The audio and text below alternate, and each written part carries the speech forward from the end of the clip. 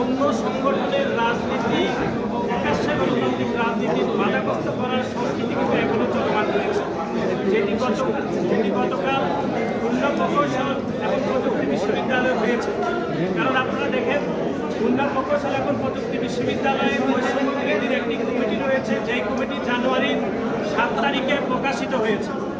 এবং ছাত্র শিবিরের এখানে একটি কমিটি আছে কি আর নাই সেটি সাধারণ শিক্ষার্থীরা জানে না।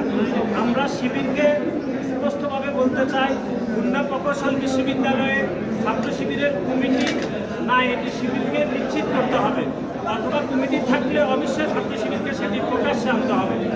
এবং গতকাল খুলনা প্রকৌশলী বিশ্ববিদ্যালয়ে যে ঘটনা ঘটেছে সেটিকে আমরা এভাবে বর্ণনা করছি যে বাংলাদেশে বড় বড় অগ্নিকাণ্ড যখন ঘটে আমরা দেখি সেটি ছোট ছোট শর্ট সার্কিট থেকে তৈরি হয়।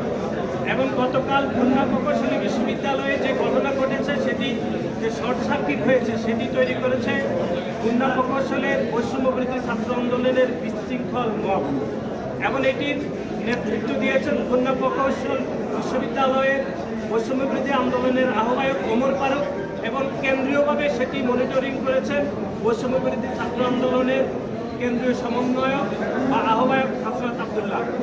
আমরা যেটি মনে করছি সেটি হচ্ছে, জনাব হাসনাত আবদুল্লাহ বিভিন্ন সভা সেমিনারে বাংলাদেশের মানুষকে বিভিন্ন জ্ঞান দিয়ে থাকেন, বিভিন্ন ওয়াজ নসিহত করে থাকেন। আমরা ওনার কাছে জানতে চাই যে প্রধান উপদেষ্টা সহিত রাজনৈতিক দলগুলোর যে মিটিং হয়েছে সেখানে হাসনাত আবদুল্লাহ কোন প্রটোকলে গিয়েছেন এটা আমরা একটু জানতে চাই। এবং নাসিরউদ্দিন পাটোয়ারি রাজনৈতিক দলগুলোর কোন প্রটোকলে প্রধান উপদেষ্টার সাথে গিয়ে মিটিং করেছেন সেটিও আমরা জানতে চাই। সুতরাং বাংলাদেশের সংবিধানের ৩৬তম অনুচ্ছেদ চলাফেরার স্বাধীনতা, ৩৭তম অনুচ্ছেদের সমাবেশের স্বাধীনতা, এবং ৩৮তম অনুচ্ছেদের সংগঠনের স্বাধীনতা, এবং ৩৯তম অনুচ্ছেদের মত প্রকাশের যে স্বাধীনতা, সেখানে বাংলাদেশের প্রত্যেকটি ক্যাম্পাসে যে কোনো ছাত্র সংগঠন রাজনীতি করার প্রকাশ্যে গণতান্ত্রিক অধিকার আছে, এবং বাংলাদেশ জাতীয়তাবাদী ছাত্র দলের সেই অধিকার রয়েছে। এবং আপনারা জানেন যে বাংলাদেশের সরকার একটি আন্তর্জাতিক আইনে লিপিবদ্ধ রয়েছে বা অন্তর্ভুক্ত রয়েছে, যেটাকে আমরা সংক্ষেপে বলছি ICCPR, অর্থাৎ international covenant on civil and political rights.